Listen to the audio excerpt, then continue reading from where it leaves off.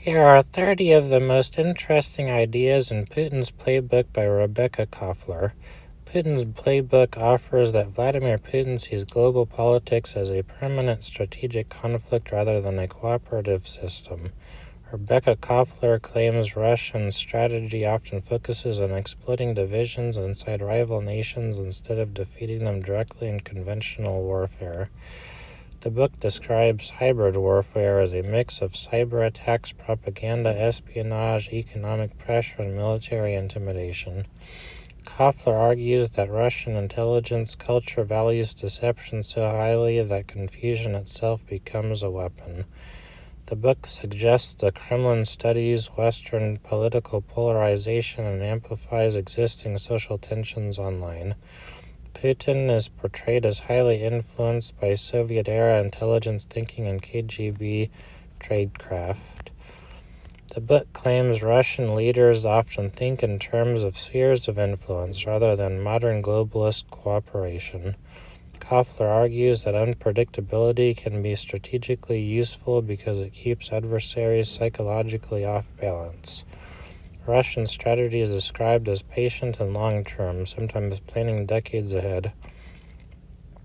The book emphasizes that information warfare can be as important as military hardware.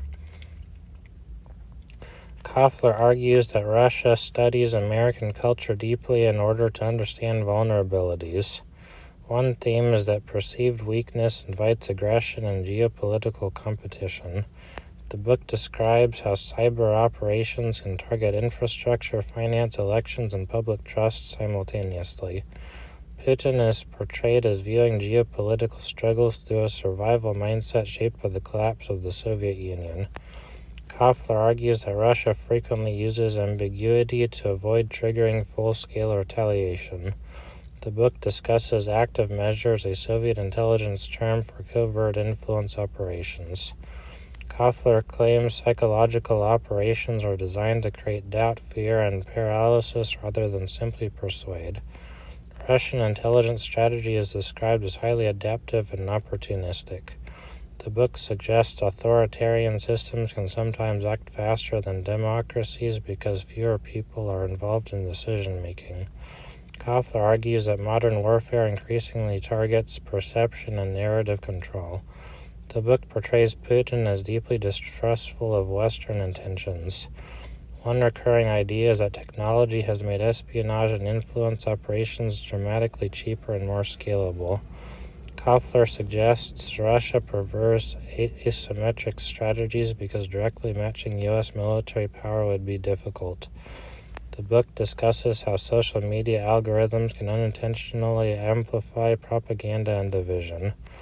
Russian geopolitical thinking is portrayed as heavily influenced by historical invasions and national insecurity.